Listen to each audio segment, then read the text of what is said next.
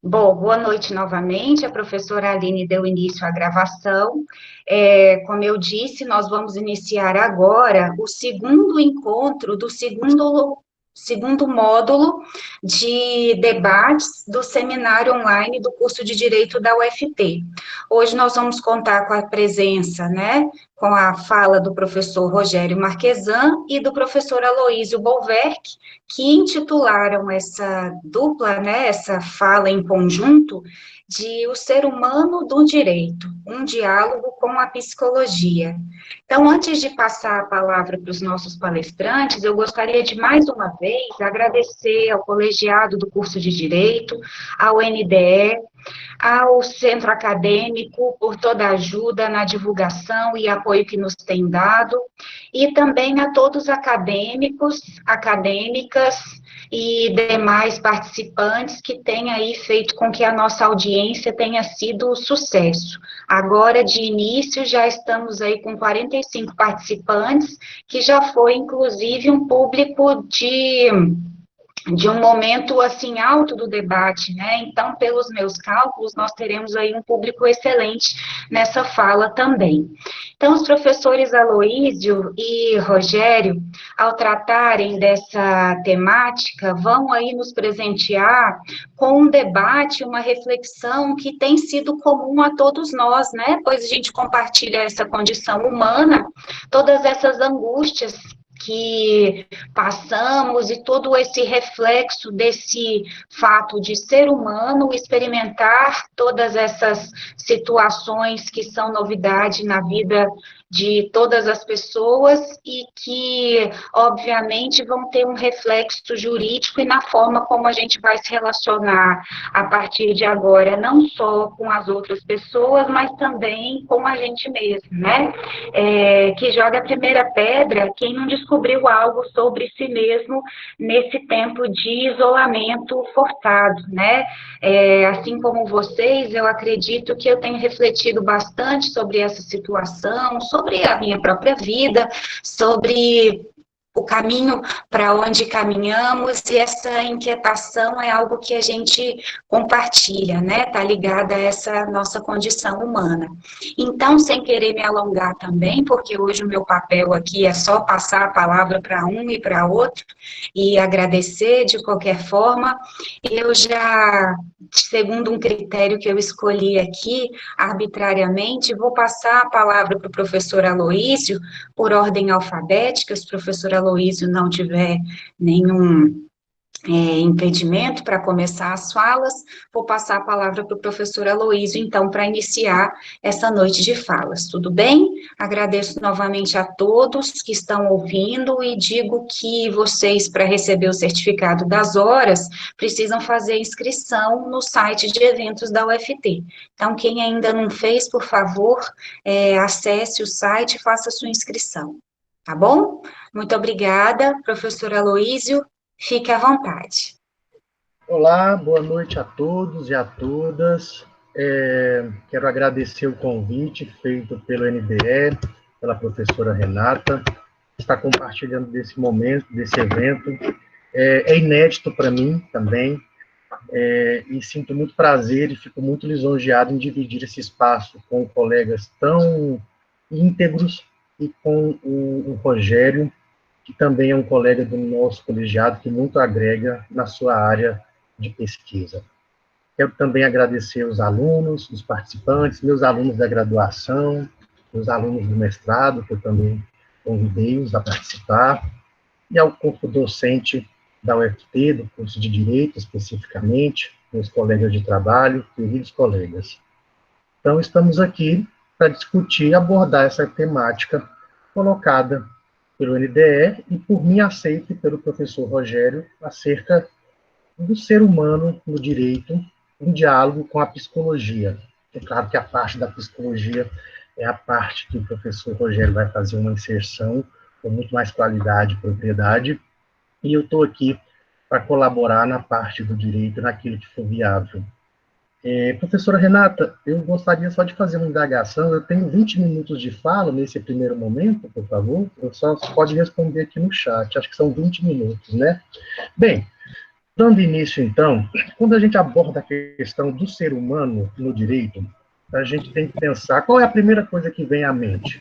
Dignidade da pessoa humana, direitos humanos, e é claro que a dignidade, enquanto berço que embala e fustiga os direitos humanos, é um princípio maior, é um meta-princípio. Enquanto um meta-princípio tem uma força que irradia, que contamina no bom sentido, porque influencia o tecido constitucional, as normas infraconstitucionais. Por ser um meta-princípio, tem a capacidade de afetar profundamente e sensivelmente o homem, a humanidade e as relações sociais, que são relações humanas, logicamente. A dignidade, com certeza, sem a menor sombra de dúvida, é o princípio base, chave para a gente poder entender o nosso direito e o papel, a importância e a sensibilidade que devemos ter em relação ao homem, ao próximo. E isso, é claro, que remete também a esse juízo de empatia, a esse critério, o juízo interpretativo de alteridade, a compreensão.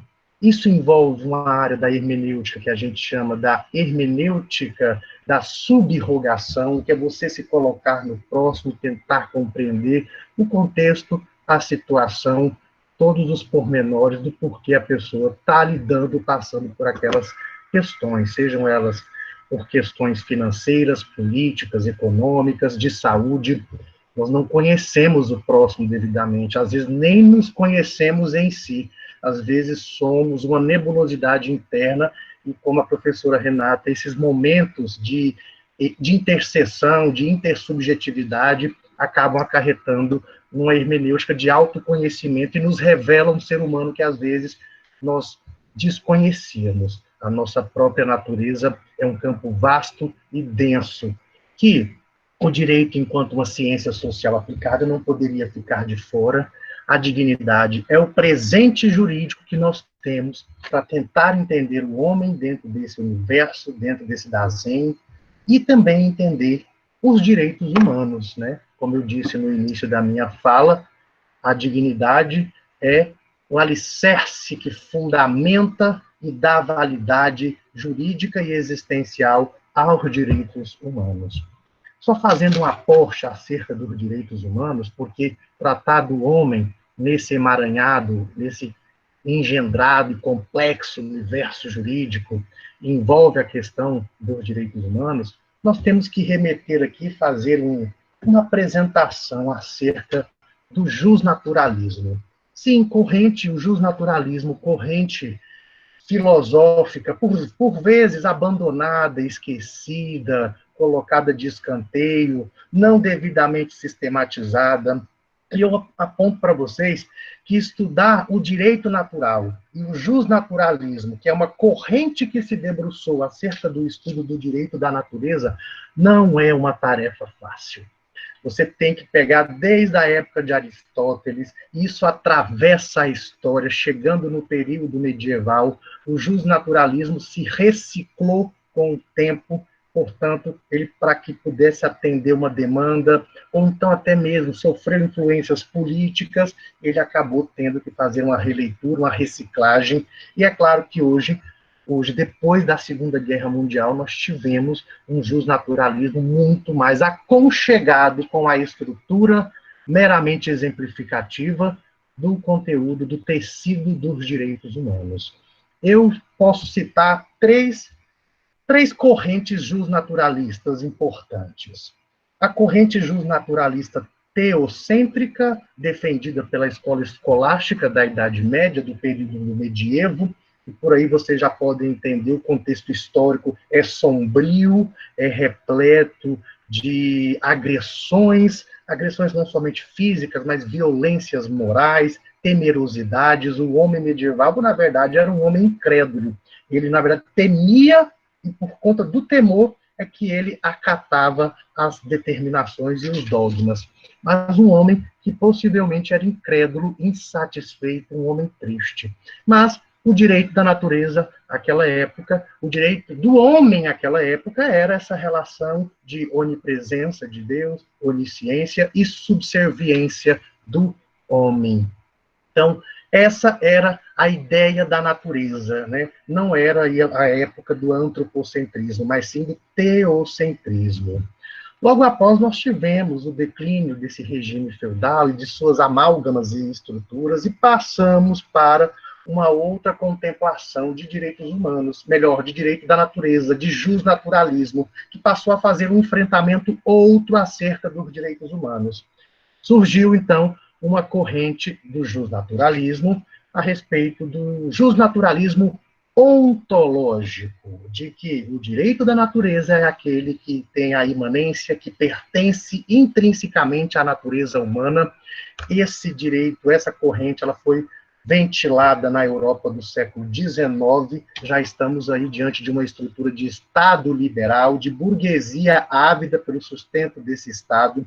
A proposta, ela se encaixa e vai justamente amarrando-se aos contextos políticos e jurídicos, é difícil fazer essa dissociação, e a interpretação justnaturalista foi justamente essa, embalada pelo movimento iluminista, ou seja, emancipou-se o homem, ou pseudo-emancipou-se o homem, porque, na verdade, para você ser emancipado, você tem que ter um grau de consciência, de cognoscência, de reflexividade, coisa pouco averiguada à época. Mas jogou-se a proposta do justnaturalismo ontológico, do estudo da existência do ser e de que a natureza humana está intimamente atrelada ao estudo da existência do ser humano.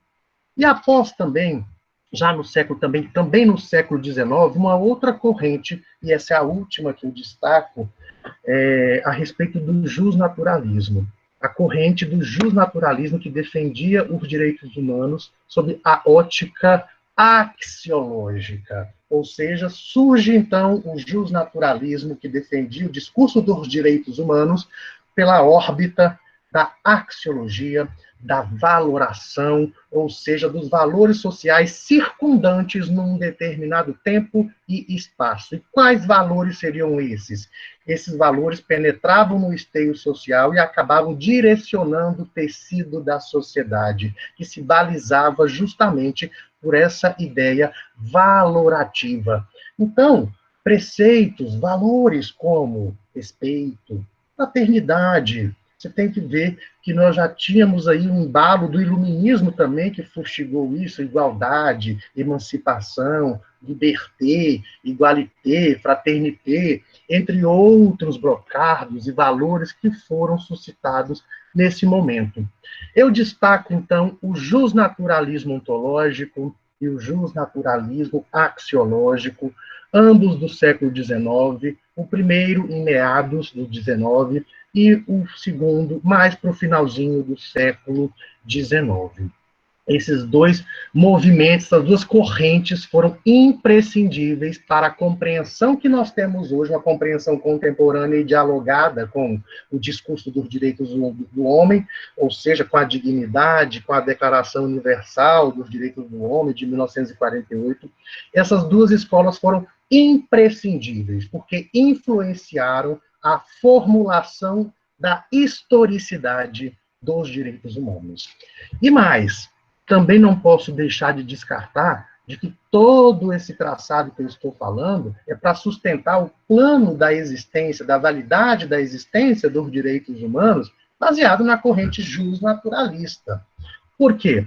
Porque existe também uma outra escola de outro viés que sustenta o homem e os direitos humanos, não baseado no direito da natureza. Na verdade, refuta o direito da natureza para dizer que os direitos humanos estão calcados na historicidade. E surgiu, na época, a Escola de Savigny, na Alemanha, a Escola Histórica do Direito, que defendia que o direito e os direitos humanos devem ser a representação do espírito e da vontade de um povo. Deve haver uma relação íntima, uma simbiose entre o fato jurídico e o fato social. Deve haver uma consonância para que haja uma concretude e uma realização desse direito diante da realidade fenomênica das pessoas.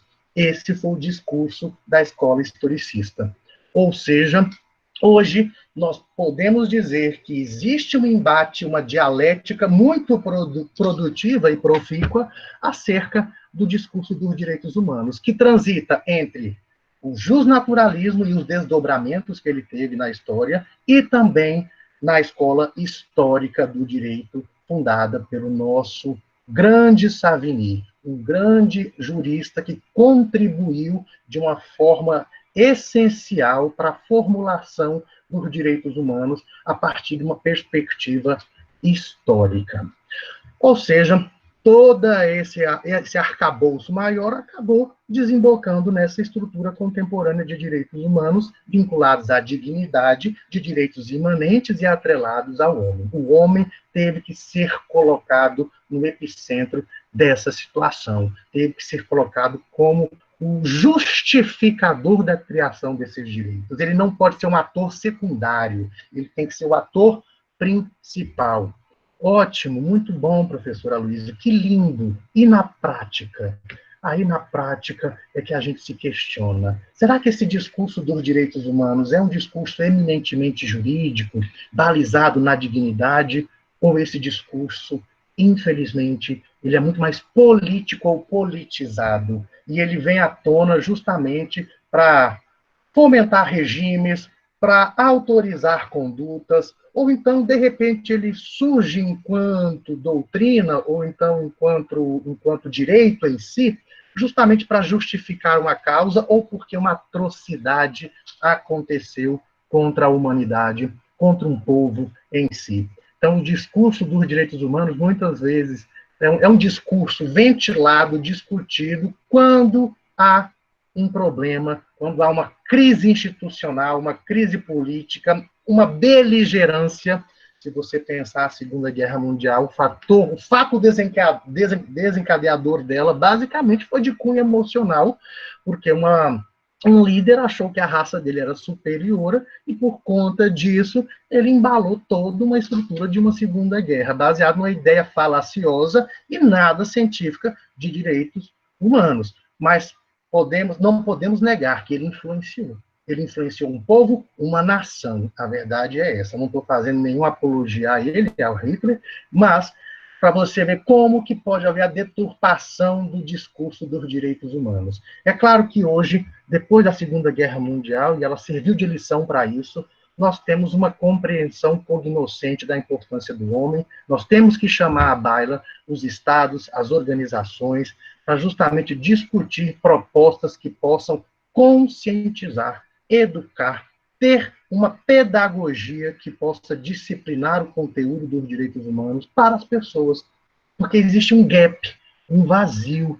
As pessoas não têm noção dos seus direitos humanos, não têm noção do seu status de ser humano. Né? As pessoas se enxergam muito mais, às vezes, como um objeto, como se o Estado tivesse que prestar isso porque ele está sendo obrigado, porque ele está pedindo, e não porque o Estado é obrigado a zelar do seu nacional. Né? Então, as pessoas não se sentem zeladas e nem prestigiadas, elas se sentem desmerecidas e desvalorizadas. Isso é muito grave. Isso é algo grave, não somente na estrutura jurídica, mas política e social.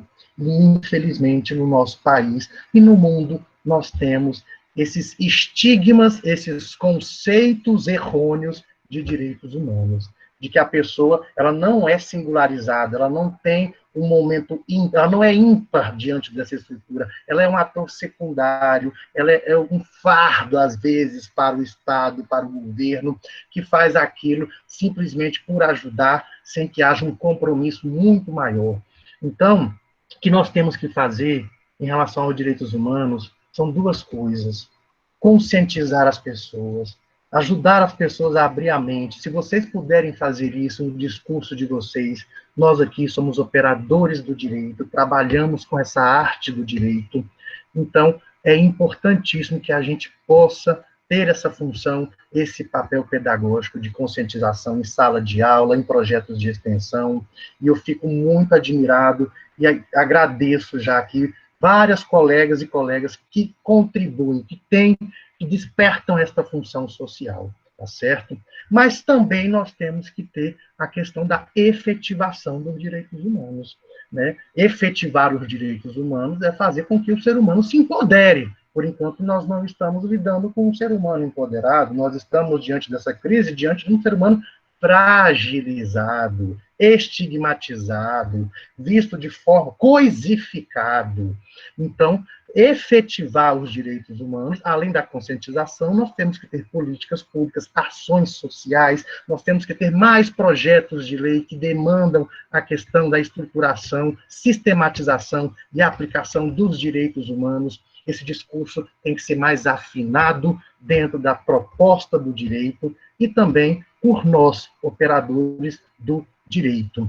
Eu acredito que é isso, né? Quando a gente trata, então, do direito e trata do ser humano dentro do direito, a gente tem que retirar qualquer tipo de coisificação ou objetificação. É tratar o homem, enquanto pessoa humana, dotado de direitos, reivindicador, inclusive. Falta isso à nossa população, essa carência instrucional de conteúdo. Então, estamos aqui, essa live, esse momento, acho que serve como exemplo para a gente poder divulgar, propagar a ideia de libertação do homem, de empoderamento humano, de fortalecimento da dignidade da pessoa humana. Eu fico muito triste ao ver condutas, ao ver ponderações que diminuem o ser humano. Eu fico muito triste quando o Estado brasileiro acha que pagar um auxílio emergencial para aquele que se encontra em situação de extrema precariedade é um fardo. Temos que chamar o Estado tem que assumir a sua função, a sua responsabilidade, sob pena de omissão do Estado e daquele que governa esse Estado. Então, nós temos que chamar a responsabilidade, estamos tratando dos nacionais, estamos falando de pessoas que têm vínculo jurídico com o nosso país. É um direito fundamental isso, inclusive. É um direito humano de natureza fundamental, porque está previsto no tecido da nossa Constituição. Existe, em razão desse contorno que eu acabei de falar, uma distorção entre direito, sociedade e Estado. Ou seja, como o brasileiro, e agora colocando isso para o nosso território, o brasileiro não se sente zelado, cuidado, amparado, muitas vezes ele se sente explorado, diminuído, ele se sente ofendido, vilipendiado em questões básicas. Recentemente saiu uma pesquisa, quase 50% da população brasileira não tem acesso a esgoto e água tratada. Isso é um absurdo. Isso é um absurdo em pleno século XXI, com um país tão rico como esse, não conseguir ofertar algo que é essencial, que é um direito humano. As pessoas falam, o Brasil está com crise sanitária. Não, a crise sanitária no Brasil existe há um bom tempo. O Covid é um plus, é um a mais que chegou, infelizmente. Mas o Brasil já passa por uma crise sanitária. Então, nós temos que remediar isso, temos que ter políticos, ações, propostas em prol dos direitos humanos, de uma socialização, diminuir essas desigualdades regionais, essas desigualdades sociais, culturais, em vários aspectos. O desnível é muito grande ainda no nosso país. O trabalho não é fácil, né? Então, só voltando aqui numa parte, a questão do patriotismo. A gente não consegue enxergar que o brasileiro, enquanto ser humano, ele é patriota em relação à sua pátria, à sua nação. Por quê? Porque todo o patriotismo é uma emoção, é um sentimento. Você carrega aquilo porque você quer, porque faz parte do seu eu. Você defende a sua pátria por amor, por paixão, por orgulho e admiração. Que patriotismo é esse que a gente pode carregar se muitos brasileiros estão desacreditados, estão horrorizados com as estruturas políticas? Existe uma crise moral no nosso país muito grande. O brasileiro se sente desmerecido. Esse patriotismo, esse sentimento, infelizmente, ele fica à míngua e à mercê da politicagem de interesses que não tem o interesse em si com a efetivação dos direitos humanos. Eu não sei quanto tempo eu tenho de fala, Renata. Eu comecei... A gente começa a falar e deslancha aqui, mas, basicamente, o que eu tinha para falar era basicamente isso, de que os direitos humanos, eles têm um condão jus-filosófico, tanto no justnaturalismo, os mais importantes que contribuíram para a atual conjectura é o justnaturalismo ontológico e o justnaturalismo axiológico. Também temos a escola histórica do direito, que até hoje existe na Alemanha, e depois ela se desdobrou em uma escola histórica social, histórico-evolutiva, que defende o discurso dos direitos humanos e do ser humano a partir da historicidade, de um materialismo histórico robusto, tá? Eu também queria falar da hermenêutica jurídica, que defende a questão da existência, da fenomenologia, que aborda o ser humano e o enquadra enquanto pessoa dotada de direitos, de reivindicações. Um dos autores que eu posso citar é o Paul Ricoeur. Esse autor, ele aborda a questão da fenomenologia, do existencialismo, de uma hermenêutica de subrogação, de um juízo de empatia, de alteridade e da proposta de tentativa de compreensão do outro. Vamos deixar de ser solipicistas, egoístas. O nosso universo não circunda no nosso umbigo. Existe algo muito maior que a gente tem que compartilhar, tem que fazer um juízo de percepção e compreensão do próximo. Isso se chama equidade em matéria de direitos humanos. Juízo de valor e juízo da realidade do outro, do próximo. Ou seja, fraternidade e solidariedade. Ok, eu encerro a minha fala por aqui. Por enquanto, depois eu acho que pode haver um desdobramento. Eu só queria me dar uma despedida e conversar com os colegas. Desculpa, eu não sei a sistemática, eu fiquei um pouco envergonhada em razão disso. Então, deixo aí, toco para a professora Renata. Obrigada, professora Aloísio. Como hoje nós só temos dois professores falando, o seu tema, aliás, o seu tempo, ele foi utilizado com respeito aí aos 20 minutos iniciais, mas poderia ter ultrapassado um pouquinho, não tem problema não. De qualquer forma, como vão ter muitas questões, né, vai ter outro momento o debate, aí o professor pode tirar essa diferença depois, tá certo? Eu agradeço aí por ter observado o tempo, mas não só por isso, né, porque isso é um detalhe, mas também por trazer essa reflexão, essa abordagem histórica do justnaturalismo, até a questão dos direitos humanos, e todas essas pinceladas aí de sugestões, né, de reflexões que podem ser feitas a partir disso. Particularmente, achei muito interessante, o professor abordou aí, dentre as características dos direitos humanos, a questão da universalidade, né, e da sua essencialidade. E falou também, de outra forma, com outras palavras, da sua historicidade, que é outra característica, e de uma certa forma, abordou também a questão da unidade, né?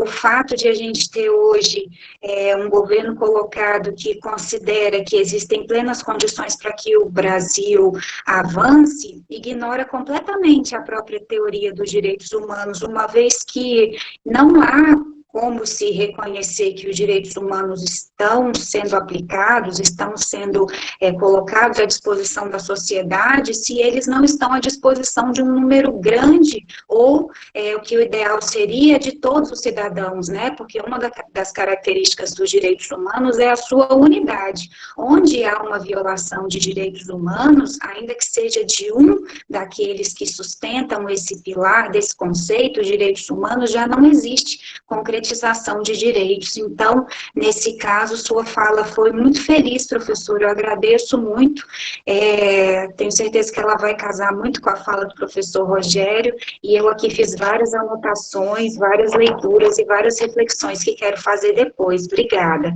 Eu estou anotando aqui as dúvidas, e aí depois passo para o professor para falar mais um pouquinho, tá bom? E aí agora eu vou passar a palavra para o professor Rogério, professor, e já agradecendo pela sua participação aí, pela colaboração, que eu tenho certeza que vai ser também tão proveitosa quanto a do professor Aloísio, tá? Já passo a palavra. Fique à vontade. Obrigado, Renata. Boa noite a todos. É um prazer estar aqui dividindo esse espaço. Quero agradecer o convite ao NDE, professora Renata, professor Basoli e aos colegas que estão assistindo. Professor Luiz, é um prazer inenarrável estar aqui debatendo com o senhor. Confesso que está sendo um desafio esse momento aqui, primeiro pela estreia nesse mundo das lives. Acho que todos nós temos passado por essa realidade agora, e creio que isso deve ser ainda algo que vai perdurar por algum tempo. E também pensar, né, nesse tema, o ser humano, né, no direito, o diálogo com a psicologia, Eu acredito que o público, maior parte do público aqui é da área do direito, então eu estou trazendo um conteúdo que talvez muitos não tenham algum embasamento do ponto de vista da psicologia. Então, eu não quis vir aqui falar de psicologia jurídica, né, porque eu acho que nesse contexto que nós estamos tratando aqui, da pandemia, do Covid, ficaria uma coisa muito restrita.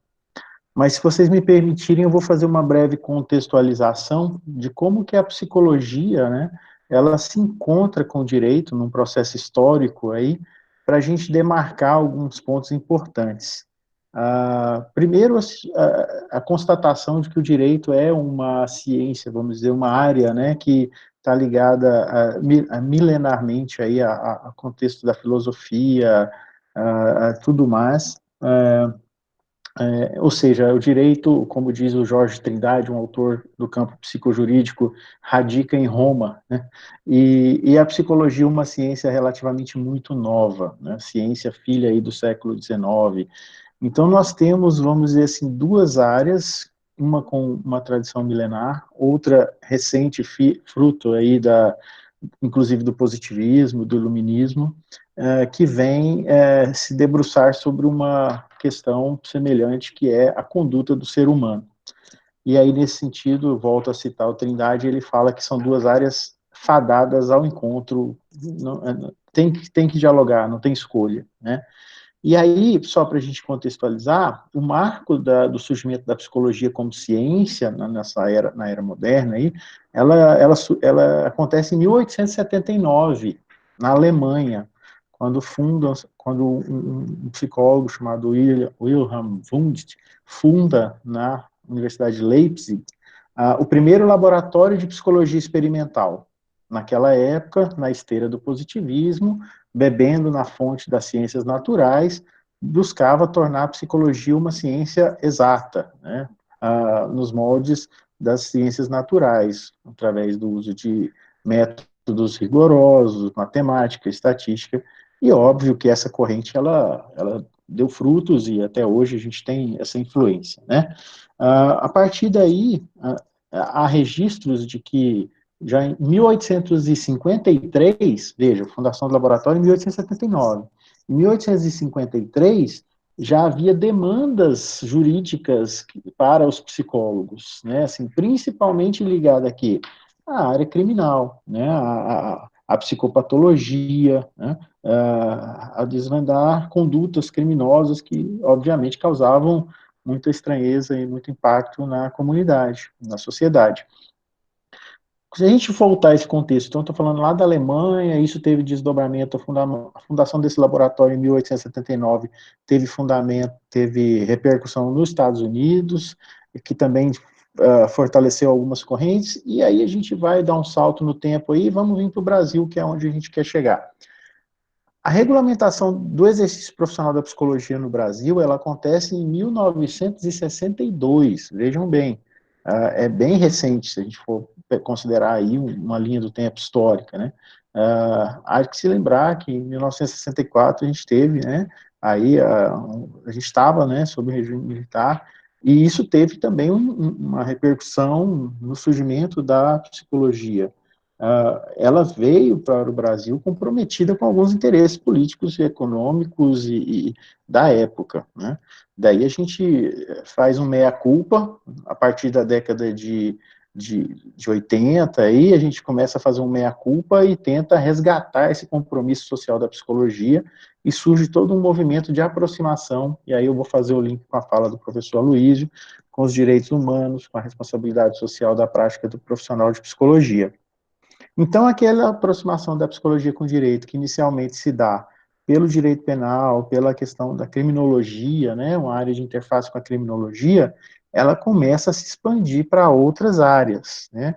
Então, a partir da década de 80, inclusive depois, no final, né, da Constituição de 88, a gente tem uma ampliação, até pelos próprios direitos que a Constituição reconhece, né, da atuação do psicólogo. E aí a gente começa a se inserir no direito de família, infância e juventude, no juizado da infância e juventude, ainda de uma forma precária, com vínculos trabalhistas precários, né, do psicólogo nesse campo jurídico.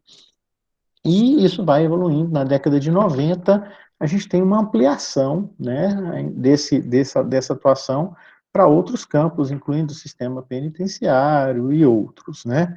De fato, esse percurso histórico nos traz até esse momento atual, onde eu não gosto de mencionar a palavra psicologia, a expressão psicologia jurídica, porque ela está muito associada a esse campo da psicologia forense. E hoje os autores da psicologia nessa área, eles usam o termo psicologia na interface com a justiça, justamente dado a esse grande número de campos que o psicólogo tem se inserido aí na interface com o direito, né? Qual tem sido o desafio nesse percurso histórico? É justamente colocar essas duas ciências em contato, produzindo uma colaboração efetiva. Por quê? O que a gente observa é que ah, houve nessa construção dessa parceria, vamos dizer assim, uma certa submissão, né, de uma à outra, né, no sentido de que muitas vezes na prática do psicólogo ele tem que obedecer alguns critérios que são estabelecidos não pela sua própria prática, pelo seu referencial teórico, muitas vezes pelo juiz, pelo tribunal, quando ele atua nesse contexto. Esse desafio, eu não considero ele um desafio da psicologia exclusivamente. É um contexto que traz aí o desafio da prática interdisciplinar, da pós-modernidade, e a gente já vai chegar lá onde a gente quer, que é a pergunta-chave desse nosso discurso aqui hoje. Afinal, o ser humano da psicologia é o mesmo ser humano do direito? Né? Essa é uma provocação. Né? Quando a psicologia estuda o ser humano, ela está estudando o mesmo ser humano que o direito considera, né, como o que é o ser humano. E aí é muito interessante quando o professor Luiz coloca essa mudança histórica, né, e das escolas que embasam o direito, desde a teológica, da naturalista, da axiológica e da histórica, porque a psicologia também passou por esse processo. Ao longo dessa construção da ciência psicológica, houve momentos em que a gente se debateu assim, o que é o ser humano? Não, o ser humano ele é biológico, pronto, é o determinismo, é do DNA, é da genética, né, é isso. Não, o ser humano, existe um psicólogo famoso, assim, que ficou famoso pela expressão usada, o John Watson, que o ser humano era uma tábula rasa. Ele já defendia que o ser humano era totalmente era construído a partir da sua aprendizagem. E esse debate ele foi infrutífero, vamos dizer assim, né? Ele trouxe algumas correntes divergentes que hoje estão se conciliando, né, numa visão mais integrada do ser humano no campo da psicologia, e a gente só entende o ser humano hoje como um ser biopsicossocial, né? E alguns ainda acrescentam a dimensão espiritual. Ou seja, para a psicologia, a gente só consegue entender o comportamento do ser humano e a sua conduta a partir no mínimo, desses três aspectos, biológico, psicológico, social, e também, obviamente, dentro do campo social tem a questão histórica, tem a questão, né, cultural, e ainda a questão espiritual, que é uma realidade do ser humano, né? Daí eu vou pegar um exemplo de um conceito que ele aparece no campo jurídico e no campo da psicologia, que é o conceito de personalidade.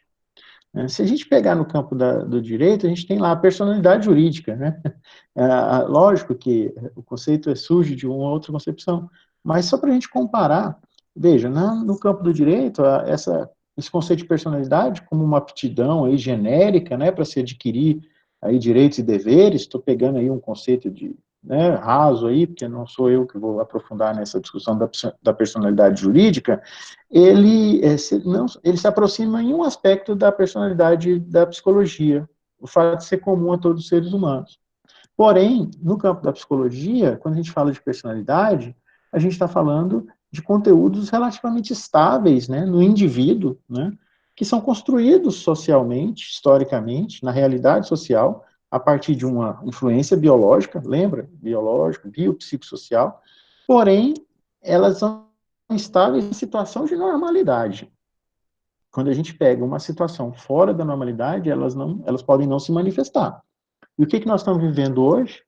Nós estamos vivendo hoje um contexto fora de uma normalidade, no nível mundial.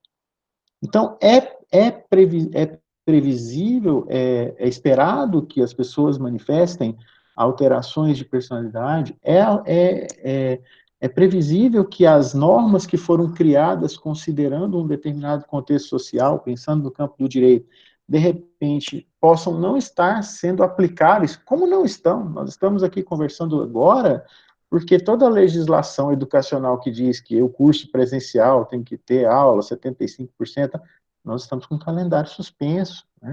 Ou seja, nós, na nossa realidade humana, estamos vivenciando uma experiência no campo da psicologia que vai trazer alterações emocionais, psicológicas.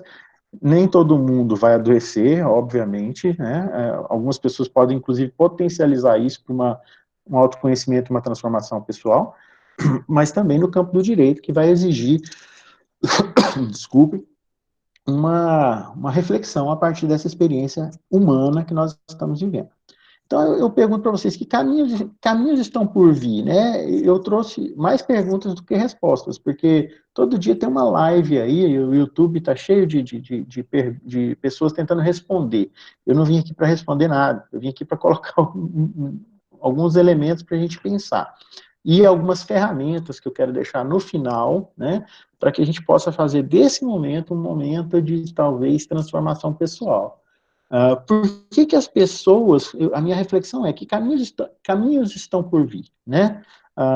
Nós somos seres humanos de possibilidades, tá? A partir desse divisor de águas que está sendo o Covid, nós podemos perseguir vários caminhos, né? Mas quais são eles, né?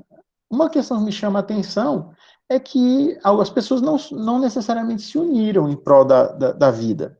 Nós estamos vendo um contexto social aí da sociedade segmentada, onde uns defendem um isolamento, outros defendem uma normalidade, uma pseudonormalidade, e o direito vem nesse momento aí, ali, tentando mediar isso com as normas, com os seus instrumentos jurídicos, os decretos, as leis, as medidas provisórias e tudo isso nesse cenário, né, a Constituição, que tenta, lógico, manter um suporte social que, obviamente, é muito importante nesse momento, né? O que seria de nós se não houvesse esse arcabouço jurídico para que nos balizasse na conduta nesse momento. Porém, a gente tem que estar atento, porque na conduta do ser humano existem algumas regras que não são jurídicas, que são humanas. E aí é que entra a psicologia. E aí é que entra a interface do direito com a psicologia.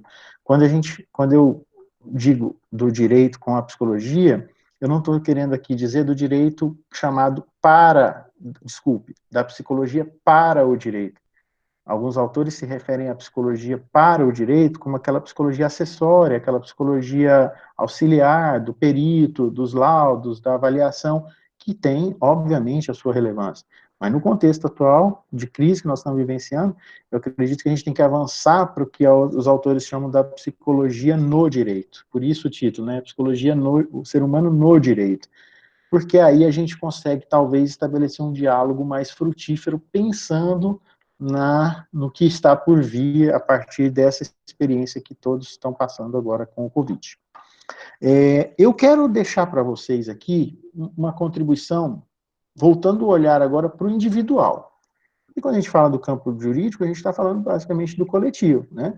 E justamente dessa dificuldade em mediar a questão individual em prol da coletividade, porque os direitos humanos, eles são direitos de todos, né? Mas, ao mesmo tempo, a coletividade também tem o direito, né, os seus direitos básicos, né? E aí eu quero trazer aqui para vocês uma reflexão a partir de um conteúdo da psicologia. Veja bem, nós, observando esse cenário mundial que a gente está vivendo agora, a gente pode ver que os países orientais, eles tiveram, de certa forma, uma conduta, né, uma certa forma, uma conduta mais disciplinada, mais introspectiva. A cultura oriental é diferente. E a gente tem na psicologia uma negação desses valores culturais orientais em função da nossa ciência ocidental, que foi baseada nesse contexto do positivismo e tudo, que preconizou aí que a elaboração de leis gerais para descrever o universo era o que ia nos levar para o avanço da humanidade, né? Levou em muitos pontos, tecnologicamente, né, falando e tudo, mas humanamente a gente está vendo que esse negócio não está dando muito certo. E aí é que vem essa questão de refletir sobre isso. A psicologia, né, não que se libertou dessa, não é que ela se libertou dessa tradição positivista da noite para o dia, mas ela começou a considerar esses elementos da cultura oriental e submetê-los aos critérios científicos. E com isso a gente tem hoje na psicologia um reconhecimento de que muitas práticas orientais que envolvem meditação, que envolvem introspecção, que envolvem alguns aspectos, inclusive espirituais, eles têm um poder de modificar a nossa vivência psicológica, inclusive neurologicamente. Isso está comprovado através de estudos que envolvem exames de neuroimagem, neurociência, do campo das neurociências, né? E isso resulta, né, em uma descoberta de algo que já existia, obviamente, mas de uma validação científica de um campo da psicologia que eu acredito que pode ser um caminho para a gente superar psicologicamente esse momento.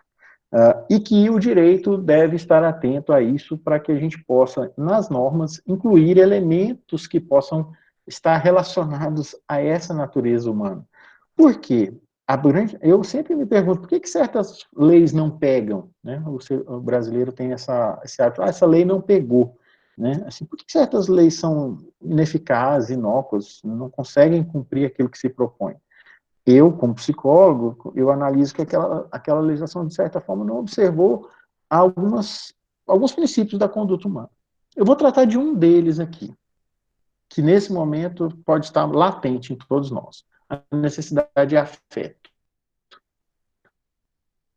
Esse é um elemento do ser humano que foi durante muito tempo negligenciado em prol da razão, da racionalidade, né?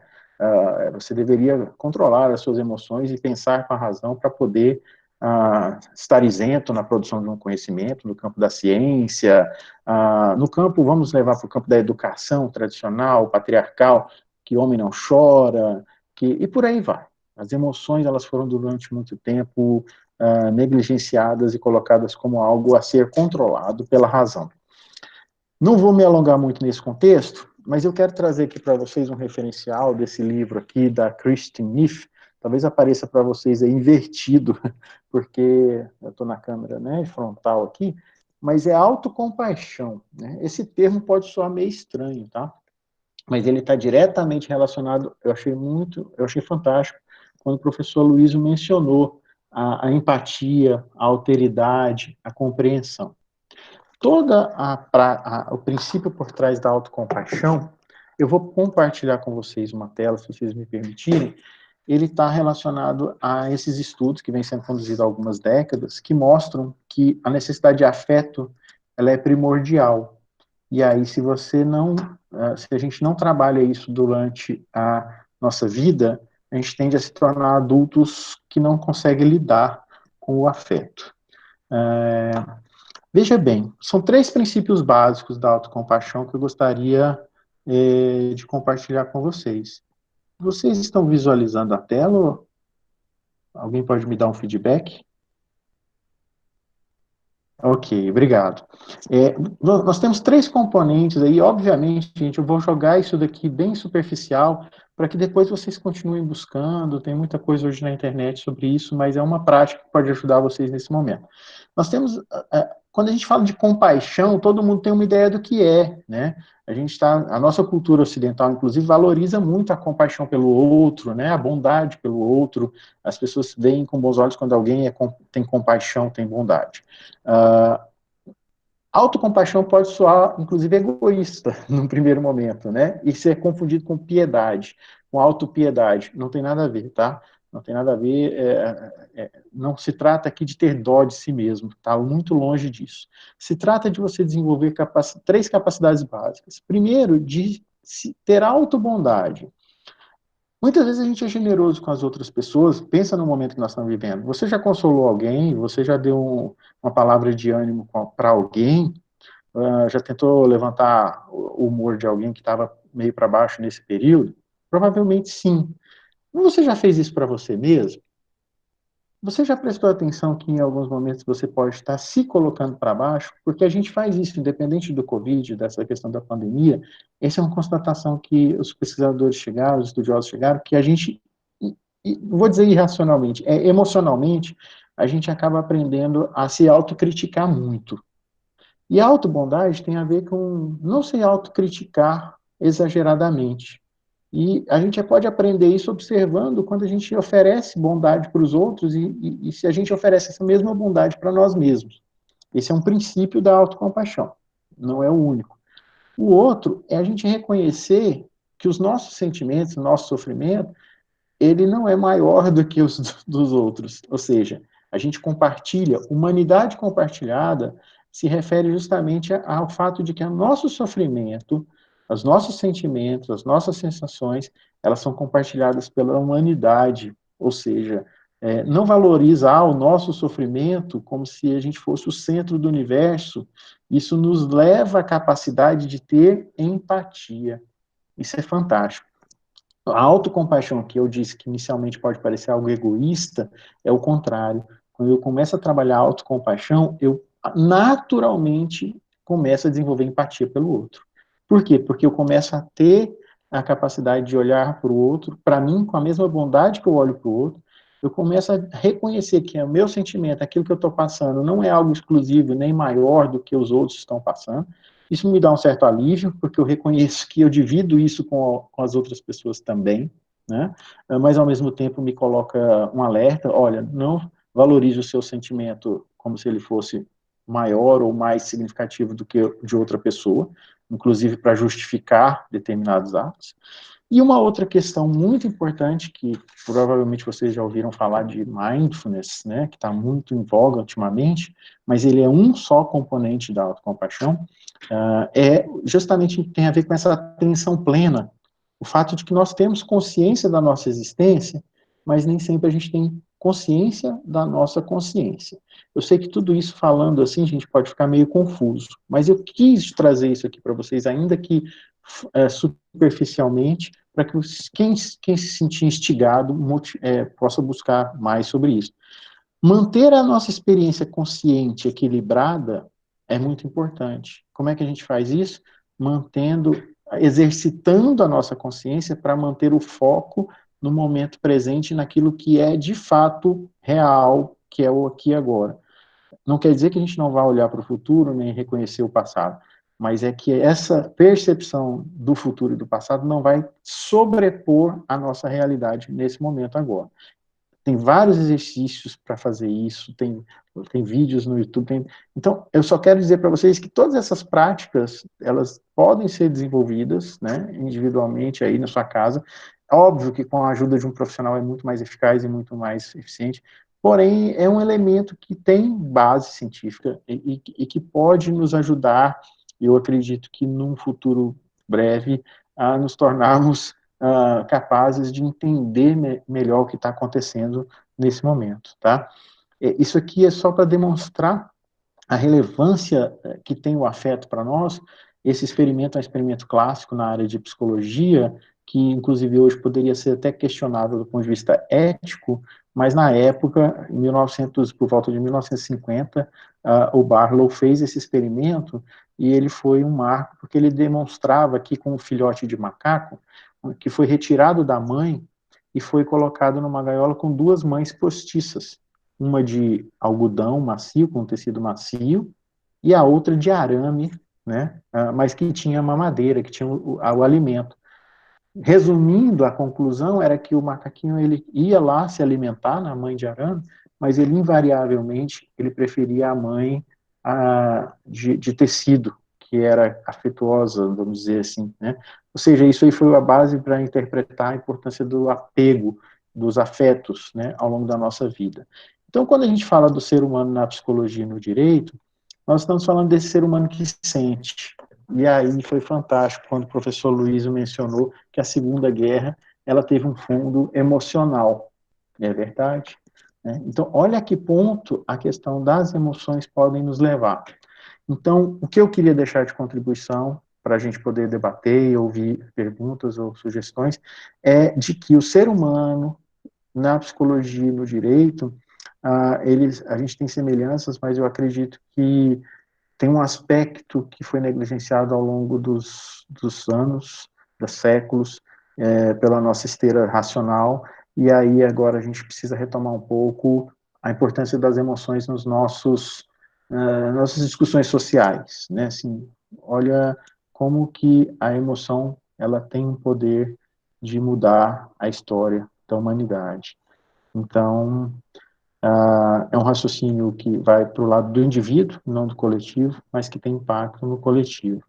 Eu peço desculpa se eu não consegui ser claro o suficiente, porque realmente foi um desafio trazer esse contexto da psicologia para a discussão do Covid na interface com o direito. Se fosse para a gente discutir psicologia jurídica, forense, aqui, a atuação do psicólogo lá no Tribunal de Justiça, na penitenciária, né? Mas eu acredito que nesse momento que nós estamos vivendo, uma reflexão mais ampla seria mais interessante, tá? Então eu também não, confesso que eu não marquei aqui o tempo, mas eu acredito que manter a atenção, inclusive na tela do computador, se torna um pouco cansativo. Eu gostaria de ouvir também e trocar uma ideia com todos que estão presentes, tá? Eu agradeço por hora, espero ter contribuído. Obrigado, Renata, se quiser retomar. Oi, professor Rogério, que maravilha. Nossa, acho que eu não vou dormir essa noite, de tantas reflexões provocadas. Muita coisa interessante que eu anotei, muitas conexões com a fala do Aloísio. Eu mesmo quero fazer um questionamento, já conversei no privado com o professor Aloísio, e ele já acessou as perguntas que foram enviadas para ele através do chat. Eu achei tão interessante essa questão da empatia, vocês terem mencionado, né, em conjunto, em duas abordagens, foi bem interessante, e aí eu queria, até assim, para não correr o risco depois de me esquecer e me arrepender, professor, fazer aqui umas anotações. O senhor falou dessa ruptura social, dessa dualidade entre a necessidade de ser solidário e algumas condutas que se voltam nesse momento exatamente para o individual. Aí eu queria fazer uma primeira pergunta, e aí o senhor pode responder depois. Essa ruptura, essa dualidade, que é bem característica dessa época em que todos nós temos não só liberdade de nos expressar, mas também possibilidade de nos expressar pelas redes sociais. Essa multiplicidade de posicionamentos tão radicais, isso é um fenômeno cultural? Isso a gente pode falar assim, o brasileiro é assim, ou isso é característico da conduta humana? Um momento drástico como o que a gente vive, ele tem mais possibilidade de alimentar a solidariedade, ou essa ruptura partindo do princípio que, de uma certa forma, as pessoas estão mais preocupadas em manter uma saúde individual do que preocupadas com o coletivo. Essa é uma reflexão. E a outra também, anotei aqui os três componentes e pude ver também que o direito e a psicologia, eles se comunicam tanto, né, que são ciências que tem instrumentos e ferramentas aí para que a sociedade evolua, né? Imagine que se a gente conseguisse atingir um grau de conhecimento dessa capacidade de nos melhorar como seres humanos, e uma capacidade de conhecer os direitos e como eles podem ser aplicados, isso nos levaria a uma condição humana bem melhor do que a gente vive hoje. Nesse nosso momento por que não dizer assim, individual sofrimento, de isolamento e de contemplação desse fenômeno que o planeta todo vive, esses fenômenos, essas buscas por esse autoconhecimento, né, que até na psicologia, não sei se eu vou usar uma palavra errada, mas não tem essa palavra, uma catarse, a pessoa voltar para dentro de si mesma, viver uma experiência e, a partir disso, curar algo que não está bem definido dentro dela mesma. Nesse momento de isolamento, fazer esse exercício é saudável? Tendo em vista que a gente não tem uma válvula de escape, né? Eu não posso ir na universidade, me distrair com o meu trabalho, com meus colegas, ficar sozinho em casa e aproveitar esse momento para fazer uma reflexão, para melhorar como ser humano. Isso é saudável ou isso pode gerar também sintomas físicos e mais sofrimento do que a gente já tem vivido? Para o Aloísio, tem umas reflexões que já foram colocadas no chat, aí eu vou passar a palavra para ele agora, para ele responder os questionamentos que ele já teve conhecimento, e na sequência passo a palavra para você responder, tá bom, Rogério? Muito obrigada por enquanto. E, professor Aloísio, fica à vontade para retomar a palavra.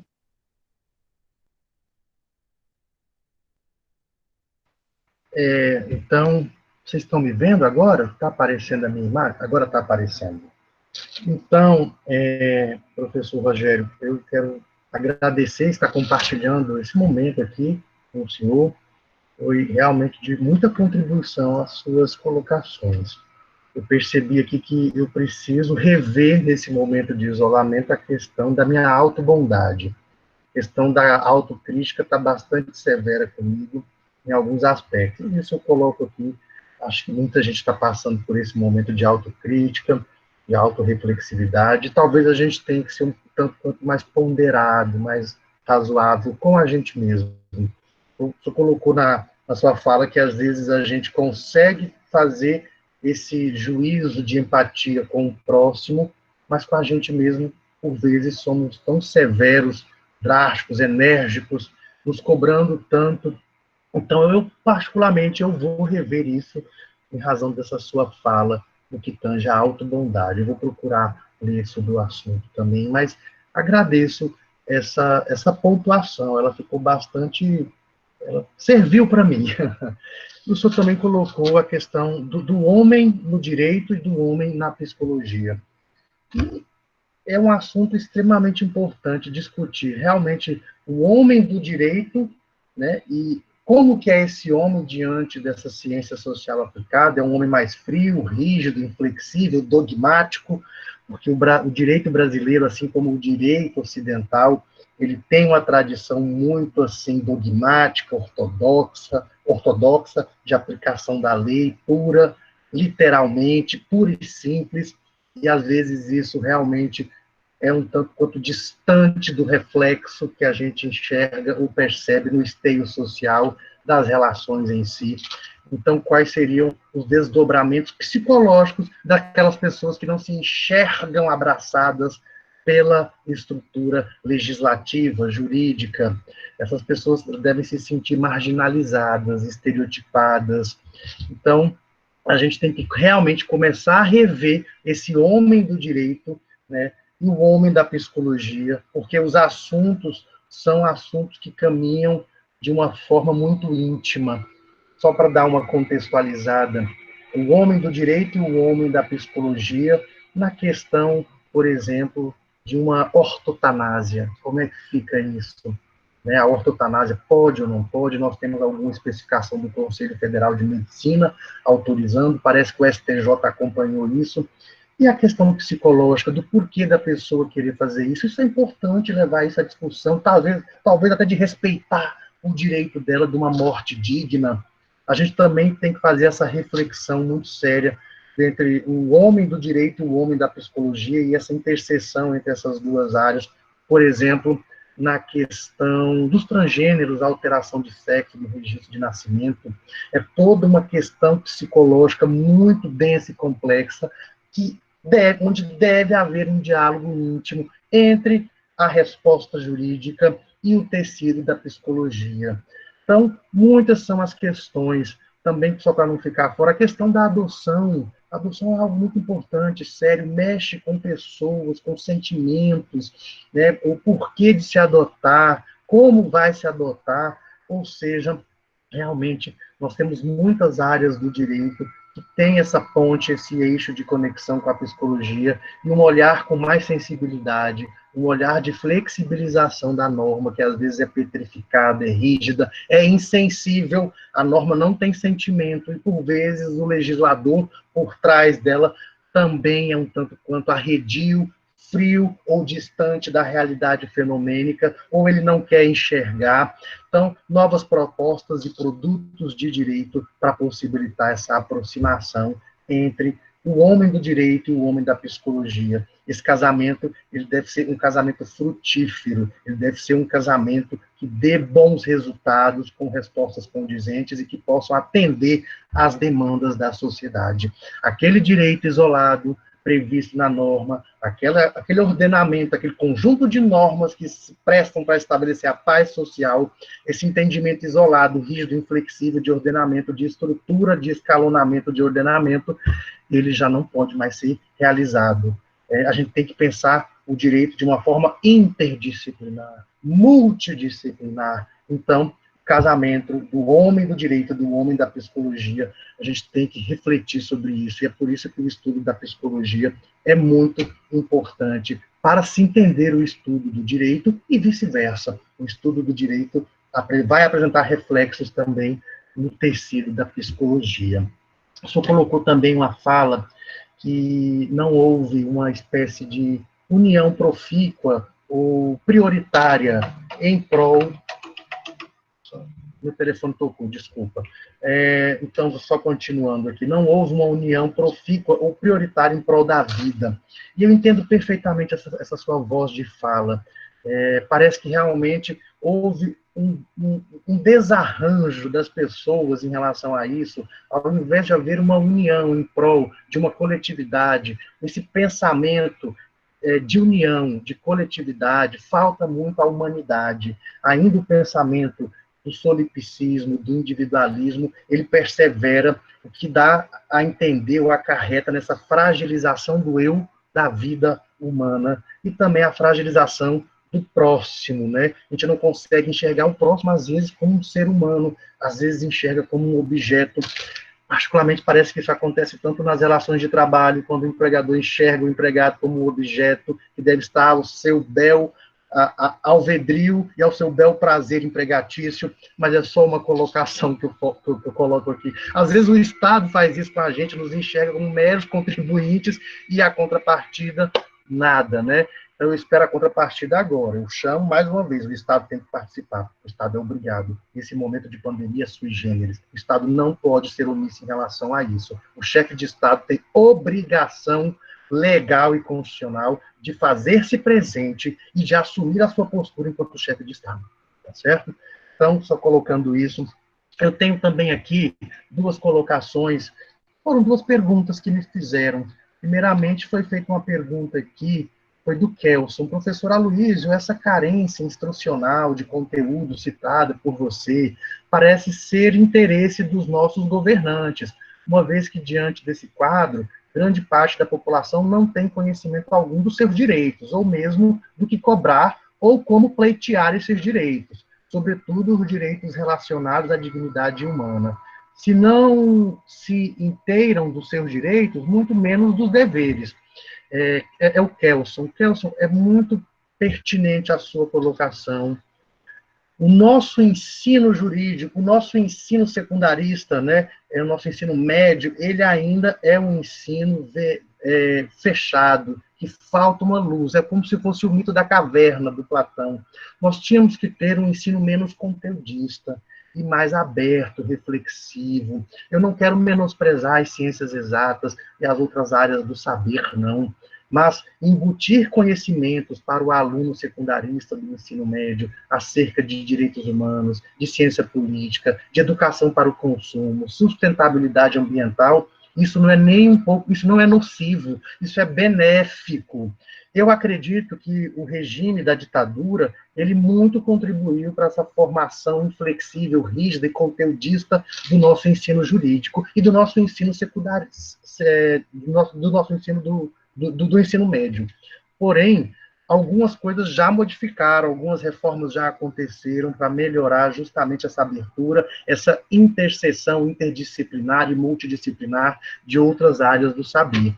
Mas é o que você mesmo colocou aqui, essa questão de deixar os olhos vendados, obscurecer as coisas, não transparecer, né? A educação, ela abre os horizontes, é a partir da educação que você se torna um sujeito cognoscente. Na medida em que ela é fechada, obtusa, em que ela não permite a criticidade, a autorreflexão, realmente nós estamos criando cidadãos, ou subcidadãos, é verdade, pessoas que não têm capacidade reflexiva e que somente seguem o fluxo de uma marcha sem saber as razões, os motivos e os porquês. Então é isso que nós temos que reformular, nós temos que quebrar esse paradigma que já foi pior de ensino secundarista para poder formular uma proposta mais crítica e reflexiva, sem abandonar, logicamente, a física, a matemática, a biologia. Todas essas ciências têm o seu contributo, sim, mas o conteudismo tem que perder, ao meu ver, o seu eixo para que outras questões possam ser ponderadas. Às vezes nós temos tantos talentos desperdiçados porque a gente não consegue ter uma cognição de percepção da estrutura intelectiva daquele aluno, né, da cognição daquele aluno, do despertar dele, justamente porque ele foi condicionado e direcionado por uma área do conhecimento, que às vezes ele nem se interessa. Então, nós temos que pensar sobre isso, tá bom? Outra questão que me foi abordada foi pelo Augusto Alencar. Professor, o senhor acredita que o início dessa efetivação, a efetivação dos direitos humanos, deve começar no Estado, em especial no sistema prisional, aonde a gente percebe que os direitos e a dignidade da pessoa humana não são respeitados? Ou o senhor tem outro entendimento? Bem, Augusto, o que eu posso te falar é o seguinte: estamos lidando com a seara dos direitos humanos, estamos trabalhando com a dignidade. De plano, eu já posso te responder que eu não tenho como priorizar algo em matéria de direitos humanos. Eu sei que todos os ramos que envolvem os direitos humanos, todas as esferas e segmentos são importantes. Assim como o sistema prisional, você percebe desrespeito e afrontas a direitos humanos, você também consegue perceber afrontas aos direitos humanos naquelas pessoas que não têm o mínimo para se alimentar, ou então afronta aos direitos humanos em quem não tem abastecimento de água tratada, encanada, rede de esgoto, saneamento. Você consegue perceber afronta a direitos humanos a quem não tem uma estrada, uma casa, ou quem mora nas periferias, nos guetos, nas favelas, em razão dessa péssima distribuição urbanística de uma cidade ou das cidades, essa distribuição biopolítica que só fomenta e aquece a formação de guetos, periferias, condições de subhumanidade e de subcidadania. Então, eu não posso priorizar o sistema carcerário, o sistema prisional. É lógico que ele é importante.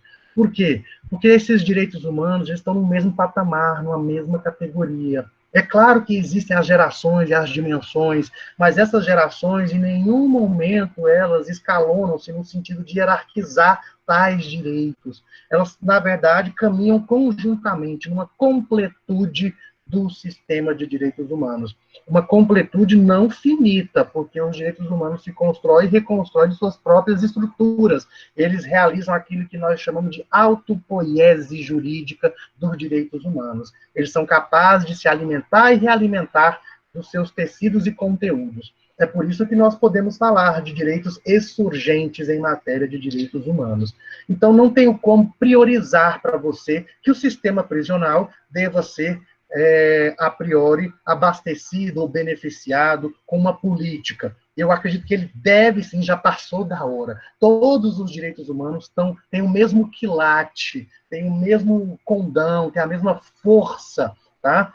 Outra questão que me chama a atenção no seu questionamento, uma vez eu fui assistir, tinha uma banca de monografia, a banca foi muito boa, e a banca só tinha um problema. A banca era sobre a falência do sistema prisional. E a pessoa defendeu e tal, aí quando acabou eu só questionei a candidata, é o seguinte: falência. Como é que você pode falar em falência em algo que não prosperou, que nunca deu certo? Porque para uma empresa falir, um dia ela deu algum lucro, resultado, ainda que não fosse o esperado, mas ela deu e depois ela foi à bancarrota.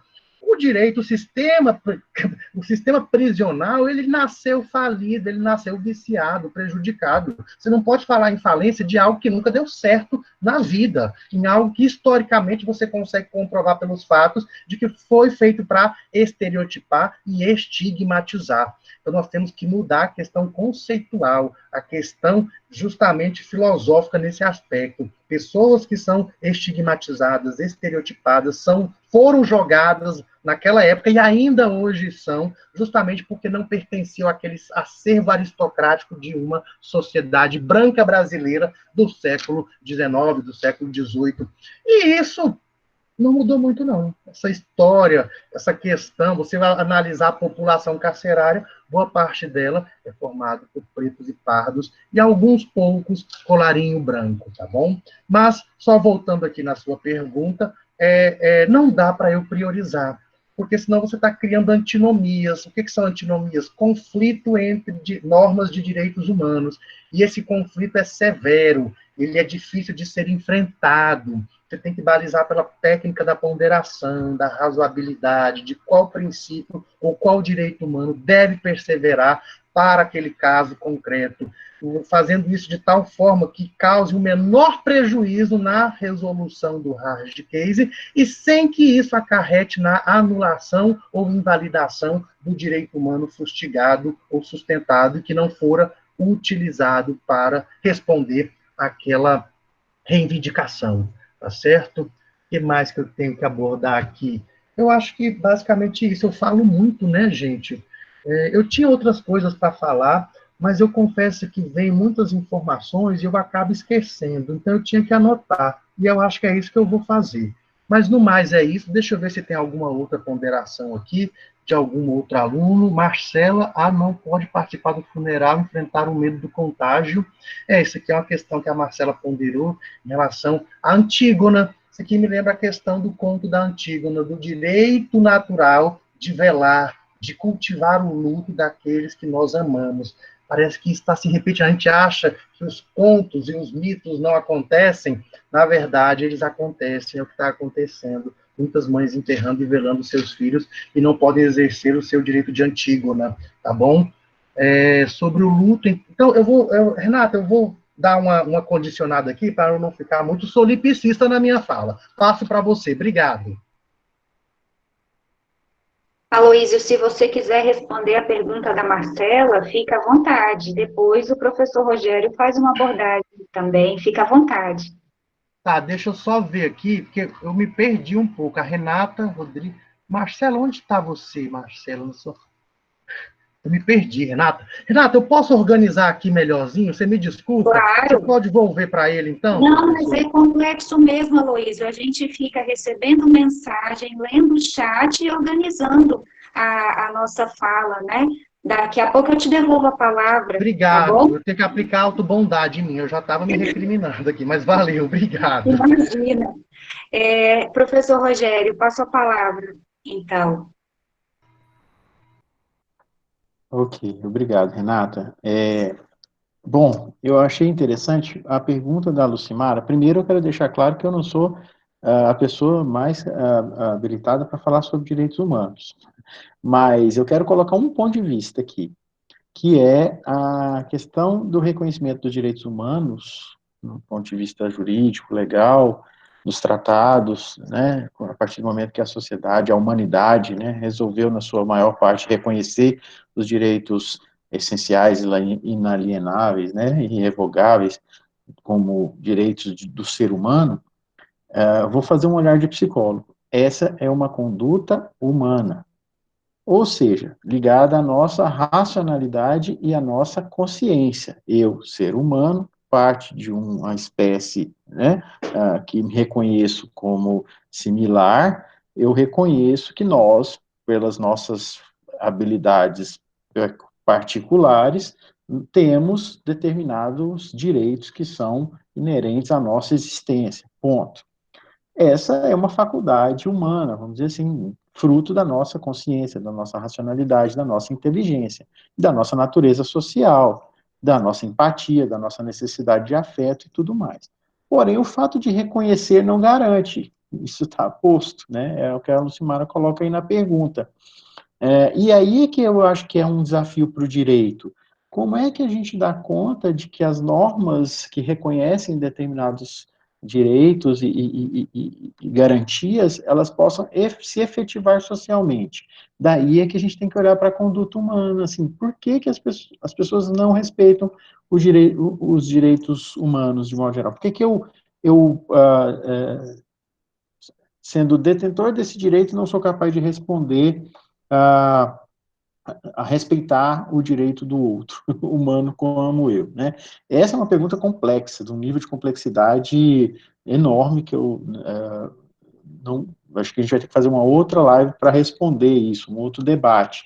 Porém, a questão que eu gostaria de colocar é o próprio, eu também estou me perdendo aqui na pergunta, quem foi? A própria Lívia coloca uma situação muito pertinente, quando ela diz, é muito difícil para um cidadão se preocupar com questões complexas da sociedade, até mesmo sob o seu papel de ação, enquanto pensante, atuante, privado de coisas básicas, como saúde e saneamento básico. Eu vou deixar só como dica aqui, é um autor bem conhecido, da área da administração até, mas que é o Maslow, né? Todo mundo já deve ter ouvido aí falar da pirâmide de necessidades de Maslow, hierarquia das necessidades. Só jogar no Google aí, vocês vão ver, põe lá imagem, pirâmide de Maslow. Esse autor, ele descreveu uma hierarquia das nossas necessidades, e na base dessas pirâmides que ele descreve, tá as necessidades fisiológicas e de segurança. Vou falar só dessas duas, só citar essas duas, que é o que a Lívia está expressando aqui. Quando a gente não tem as nossas necessidades básicas, fisiológicas e de segurança garantidas, a gente não consegue desenvolver outras atingir as outras necessidades, porque a ideia da pirâmide é justamente isso, você só consegue chegar lá no topo, e eu já posso dizer para vocês que o topo é a realização pessoal, né, a autorrealização, né, que o Maslow chama, você só se sente autorrealizado quando você tem todas as necessidades no nível mais básico dessa pirâmide atendidas. Então, eu acho que o desafio aí é o desafio do olhar da complexidade. Se a gente beber na esteira aí do Morin, de outros autores que falam sobre o pensamento complexo, eu acho que é isso que eles estão trazendo para nós. A gente não pode mais olhar os fenômenos sociais, seja não só sociais, mas os fenômenos, né, da nossa existência, como algo que tem uma causa e efeito de um fator ou de algumas variáveis, poucas variáveis. Está tudo interrelacionado, né? Então, aí a gente tem que pensar para a questão econômica, para os modelos econômicos, para o crescimento populacional no mundo, para a escassez de recursos, e fazer um cenário que permita a gente ver o todo. É desafiador, é complexo. Então aí a gente já sai até do campo. É aqui que eu estou advogando, né? Sem ser advogado. Eu quero defender que a gente faça um olhar complexo para as coisas, ou seja, a gente não busque soluções simples. E aí eu pego o gancho para responder a pergunta da Renata, que foi sobre as redes sociais, da professora Renata, quando ela coloca justamente esse fenômeno que a gente está vivenciando, né, das pessoas que vão nas redes sociais e se expressam de uma forma, às vezes, agressiva. Existem estudos já sobre isso. Tem alguns, eu cito aqui o Cristiano Nabuco, que é um psicólogo que ele adora participar desses programas de televisão, mas é um cara muito importante na área, que ele pesquisa sobre isso, essa questão tecnológica, inclusive com crianças, dependência tecnológica, e a gente ainda não sabe como é que isso vai impactar, por exemplo, as gerações futuras, esse acesso à tecnologia, essas questões. Porém, no panorama atual, a gente sabe que existem alguns fatores. Primeiro, o anonimato, né? É o fato da pessoa não estar, assim como nós aqui, estamos num ambiente virtual.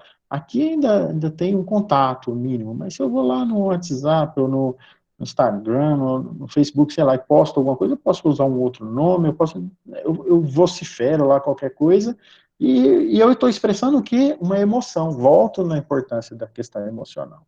Porque muitas vezes o que a pessoa está expressando lá, por detrás de uma fala, de uma coisa, é algo emocional que nem ela tem consciência. Qual é aquela emoção que está predominando a partir daquela fala dela, né? É uma raiva, é uma frustração, é um sentimento de vingança? O que é? Não sei. O problema é que as pessoas, quando escrevem lá, elas não estão pensando, eu estou sentindo isso, por isso eu vou... Não, isso não se dá dessa forma. É uma relação entre o que eu sinto, o que eu penso e o que eu faço, mas essa relação não é consciente. E aí é um fenômeno humano? É, mas as redes sociais fizeram o quê? Potencializaram isso. Antes, vamos fazer uma brincadeira aqui, você no máximo brigava com o seu vizinho por cima do muro, né? Antes da internet. Agora não, você briga com a sua comunidade, com o mundo, né? Assim, você expõe a sua opinião de uma forma muito ampliada, né? Falando da catarse, né, que a Renata coloca assim, é saudável nesse momento a gente entrar num processo de introspecção e tentar fazer disso uma transformação pessoal? É uma questão delicada, Renata, foi uma ótima pergunta. Eu vou fazer uma metáfora, porque eu acho que pode ajudar a gente a refletir sobre isso. Quando a gente entra num processo de introspecção, muitas vezes a gente se volta para alguns pensamentos que podem levar a gente para a fuga um pouco do que é real. Lembra que eu falei da questão da atenção plena? Quando a gente tenta manter o foco da nossa atenção nas coisas que estão de fato acontecendo, por exemplo, o que está acontecendo agora? Você está prestando atenção no som que você está ouvindo aí? Tem algum outro barulho de fundo nesse momento que você está ouvindo essa apresentação? Como é que está a temperatura? Como é que está a sua sensação do seu corpo em contato com o local onde você está sentado ou deitado, seja lá?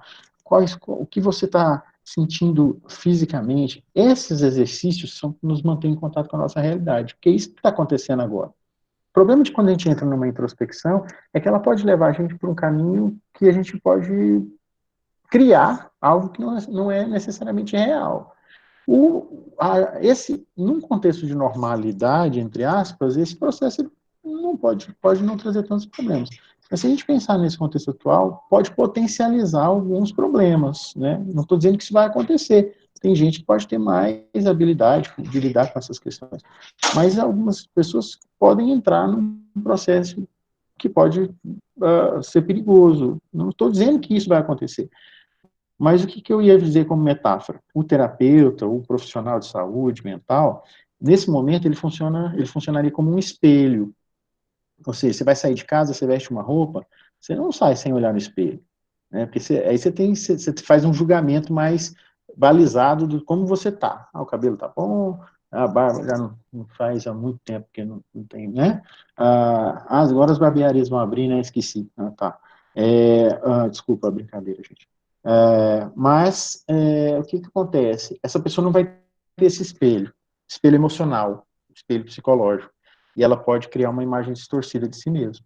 Então, eu avalio que isso pode ou não ser bom se você tiver alguém, não precisa necessariamente ser um profissional, mas um parceiro, alguém que você tenha essa afinidade emocional, afetiva, um relacionamento, às vezes um parceiro, pode ser essa pessoa, que possa servir de você trocar, que você se sinta à vontade de expor aquilo que você está sentindo nesse processo de introspecção, e que essa pessoa possa te espelhar isso. Lógico que se ela não for um profissional, ela vai fazer isso de uma forma empírica, né, da melhor maneira que ela achar, mas pelo menos vai servir para você ter um feedback daquilo que você está introspectando. Então, é um processo que eu não sei se ele é voluntário, ele pode acontecer involuntariamente, e as pessoas podem entrar nisso e nem se perceber, e aí é que eu chamo a atenção necessariamente para que a gente, se perceber que esses processos estão nos levando para caminhos que estão baixando o nosso humor, ou deixando mais nervoso, mais ansioso, que possa utilizar esse exercício de voltar a atenção para o momento aqui e agora. Isso pode te resgatar se o processo de introspecção estiver te levando para um caminho que esteja te causando sofrimento. Obviamente, isso é muito fácil falar e às vezes não tão fácil de fazer. Então, eu acho que é isso, assim, uma questão que eu anotei só para finalizar e voltar a palavra para você, é que o desafio do direito nessa relação com a psicologia, assim, né, essa questão está todo o tempo presente, né, a singularidade, a individualidade versus a coletividade.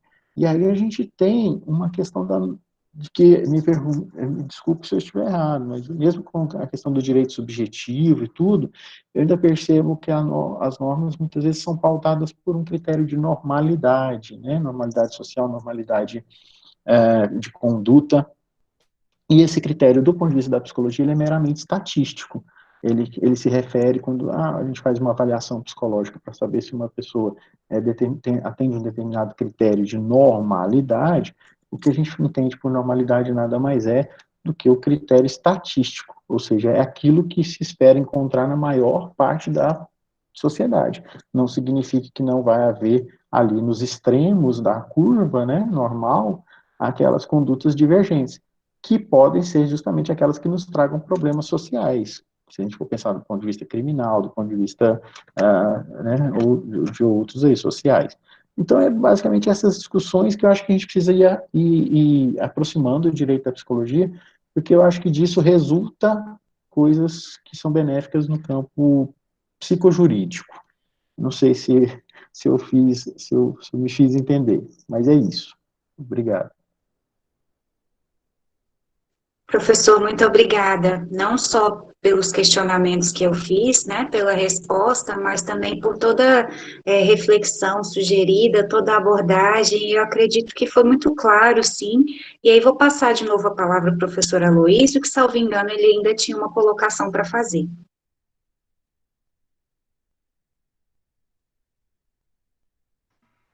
Ok. Então, Renata, na verdade, foi um levantamento aqui da Marcela, que está participando. Eu agradeço a sua participação, Marcela.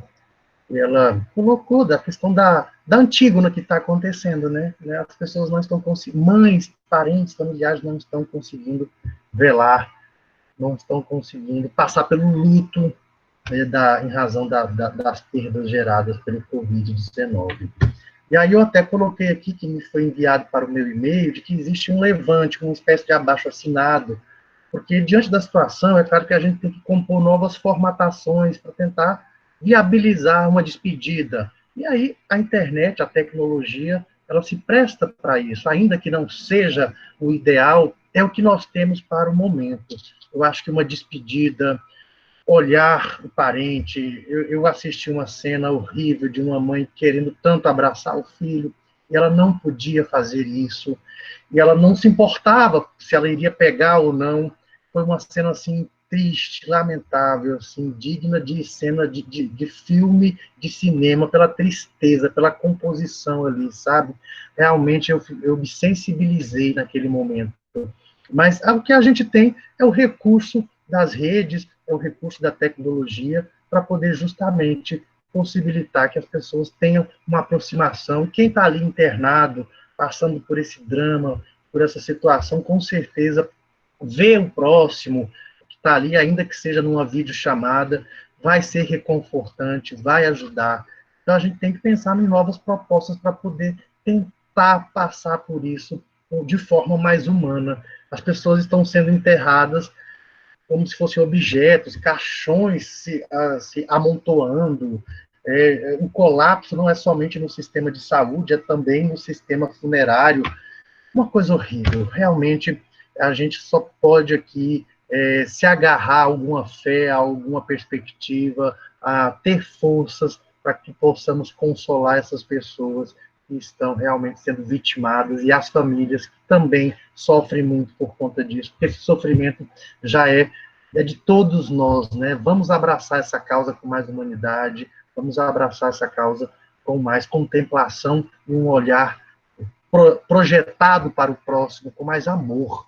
Faltando é amor, né, gente? O direito tem que ser enxergado com amor, sim. Quem disse que direito e amor não se casam, não se combinam? O direito tem que ter sentimento, tem que ter empatia. O direito é uma disciplina que é toda principiológica. Você passa 5 anos da faculdade estudando dignidade, liberdade, igualdade, justiça, entre outros direitos e princípios, e você vai sair dali um técnico, um formalista, um dogmáticozinho? Não. Direito, ele é um estudo de regras e princípios, e esses princípios, hoje nós precisamos elencar tais princípios e colocá-los no verdadeiro patamar de importância. E um desses princípios é a cooperação, é a solidariedade, é a distribuição do amor para o próximo, que é o que a gente deve fazer. No mais, eu só queria também, eu acho que já pode fazer os considerandos, eu só queria dizer que nesse momento, professor Rogério, eu sei que está todo mundo mais sensibilizado, o isolamento promove essa autorreflexão e também faz com que a gente se torne, às vezes, mais arredio, a gente se chateia, a gente está mais fragilizado, nós estamos sensibilizados, porque nossa vida foi cerceada de certa forma, nós não podemos ver as pessoas, trabalhar da forma como trabalhávamos antes, ou seja, o nosso modus vivendi operandi foi bruscamente alterado e, com certeza, isso afeta a todos nós no plano da psicologia. Então, eu rogo aqui, eu peço para que a gente faça isso para mim também, para que a gente possa ter um juízo mais de empatia, ter mais cuidado com as nossas palavras, naquilo que a gente fala em redes sociais, em mídias, em grupos de WhatsApp. A palavra que você emitir vai ter reflexo na vida do próximo, você tem que pensar isso. O seu comportamento ele vai se traduzir e vai refletir naquela pessoa que vai absorver aquilo, às vezes de uma forma muito traumática e ruim. Conhecer a humanidade e o próximo é uma tarefa árdua e difícil e é realmente um poço fundo, porque o ser humano é complexo na sua existência, ele é complexo de toda a fenomenologia que aborda o ser humano. Então, vamos ter mais cautela, parcimônia, mais zelo com as nossas palavras, vamos ligar para as pessoas com a palavra de conforto, vamos ter cuidado. Né? Nós temos que ter esse compromisso, essa responsabilidade virtual agora, né? De não ficar falando qualquer coisa, saindo de grupo ou fazendo manifestações que, porventura, possam machucar, ferir o próximo. Tá? Então, vamos cuidar, nós precisamos nos ajudar, nos cuidar, tá bom? Eu encerro a minha fala por aqui. Eu acredito que eu respondi algumas considerações e agradeço muito esse momento de estar aqui. Foi contributivo. Agradeço ao professor Rogério. Vou analisar a questão da autobondade, professor. Muito obrigado. Obrigado a todos que estão aqui, que ficaram aqui para contribuir com essa narrativa, com esse discurso. Não vejo nem como um debate, eu vejo como uma discussão construtiva, professor Rogério. Muito obrigado a todos vocês, tá certo? Um abraço. E fico aberto se alguém tiver dúvidas. Obrigada, professora Aloísio. Nós que agradecemos. Eu passo a palavra aí, professor Rogério, não só para ele fazer os finalmente, né, professor, como se diz aí, mas também para revisitar aí o questionamento da Natália, que eu peço desculpa, Natália, mas eu também não repassei para o professor e não mencionei na fala dele. Obrigada, professor. Fica à vontade. Obrigado. Mas a questão da Natália é muito oportuna, inclusive para caminhar para um finalmente aqui nesse momento. Natália, você chama a atenção por um aspecto que é de extrema relevância. Nós estamos passando por uma situação que está colocando em xeque toda a nossa experiência, a experiência da nossa geração, das nossas gerações aqui. Eu acredito que a gente tem aí 2 gerações aqui presentes, acho que nesse público aqui. Com tudo que a gente vivenciou e todas as referências que nós tivemos até hoje. Obviamente, a gente está lançando mão para lidar com isso daquilo que nós temos. Mas é preciso ter consciência de que muitas coisas a gente ainda não está sabendo lidar. Cito a questão do luto. Veja, toda a teoria que eu conheço sobre luto no campo da psicologia, ela envolve necessariamente rituais e que tem algumas etapas descritas e que a gente sabe que acontece a partir, né, da vivência com o ente ou a pessoa querida ali naquele momento de despedida, que isso não está acontecendo, não está podendo acontecer nos casos da Covid. Vamos entender isso depois, a gente não está conseguindo, a gente sabe que agora a videochamada, esses recursos tecnológicos, eles são um caminho que está sendo posto nesse momento, porém, os impactos e como que a gente vai compreender isso, o tempo, né, vai permitir. As questões sociais, financeiras, econômicas também são incertezas que estão nos trazendo muito sofrimento. A conexão com o momento atual, ela não é uma negação da realidade e um afastamento do sofrimento, mas é entrar em contato com o meu sofrimento da forma mais realista possível. E isso é admitir que eu estou sofrendo, que eu tenho o direito de sofrer, que eu não preciso me punir por estar sofrendo, porque às vezes a gente se pune por estar sofrendo. E a gente quer controlar o sofrimento falando para si mesmo. Não sofra, tem gente em situação pior, tem isso, tem... Não. A ideia é justamente esse contato com a realidade se eu estou sofrendo, eu estou entrando em contato com o meu sofrimento. Mas não esqueça, o sofrimento, ele é humano, ele é compartilhado com toda a humanidade. Então a gente não tem como fugir dele e nesse momento estamos todos sofrendo. E momentos como esse são experiências que nos permitem lidar também com esse sofrimento. Confesso que ao iniciar esse momento eu estava um tanto nervoso, inclusive, sabe? Assim, eu estava me sentindo, meu Deus, será que eu vou conseguir dar uma contribuição? Mas é aí onde entra o auto-julgamento, a autocrítica. E a experiência real, ou seja, a realidade que eu vivenciei, é que nessa troca com vocês, eu senti que eu pude compartilhar algumas experiências, inclusive algumas emoções. Então é por aí. A gente está distante, mas a gente não está sozinho. E existem alguns serviços de psicologia que estão sendo ofertados pelo FT, por várias instituições, que estão ofertando apoio psicológico de forma voluntária, gratuita. E eu diria que se alguém sente que está com essa necessidade, procure esses caminhos, porque a gente já está sofrendo bastante do ponto de vista social, pelo distanciamento, do ponto de vista das incertezas do futuro, e a gente vai ter que se fortalecer para poder passar por isso. Vai passar, uma hora vai passar. A gente vai ressignificar muita coisa. E vai ter perdas, sim, vão ter perdas. E a gente vai ter que lidar com elas. Eu espero que todos aqui fiquem bem, na medida do possível, que a gente possa se apoiar. E não esqueçam em nenhum momento, a gente está distante, mas não tem um dia que eu não lembro da sala de aula, dos alunos. Vocês são colegas, professores, alunos, são uma parte essencial da minha existência e eu tenho certeza que de muitos outros. E se eu sentir que eu não tenho mais esse contato, isso vai me trazer muito sofrimento. E obrigado por esse momento, pois isso me permitiu sentir em contato com vocês novamente. E lembrar que a gente está junto, mesmo distante, tá? Eu agradeço muito a oportunidade. Renata. Obrigada, Professora Renata, Pois posso não, fazer só Raul. uma inserção breve, só para finalizar, Claro, fica à rapidamente? vontade. É só o seguinte, é porque, como as pessoas estão mais sensibilizadas e fragilizadas, que a gente percebe um aumento da violência doméstica, pessoas que têm problema de depressão, pessoas que podem fazer alguma coisa contra a sua vida, porque essa situação gera um pânico, gera um caos. Dia desses eu me vi com uma certa ansiedade, e eu queria saber, então, rogar aqui para quem conhece, para que a prefeitura ou o Estado pudesse acessibilizar um disque atendimento para as pessoas que estão precisando ser amparadas. Eu já vi que alguns estados e municípios estão fazendo isso. Então, seria interessante o poder público, é o que eu falo, o poder público tem que assumir a causa.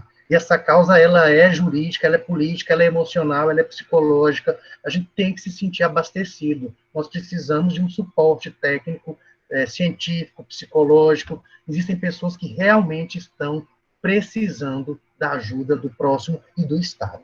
É só isso que eu queria falar, que eu acho que está faltando, está tendo uma lacuna em relação a isso, um suporte que possa atender pessoas que estão passando por uma barra, porque estão vivendo um drama ao estarem clausuradas em casa.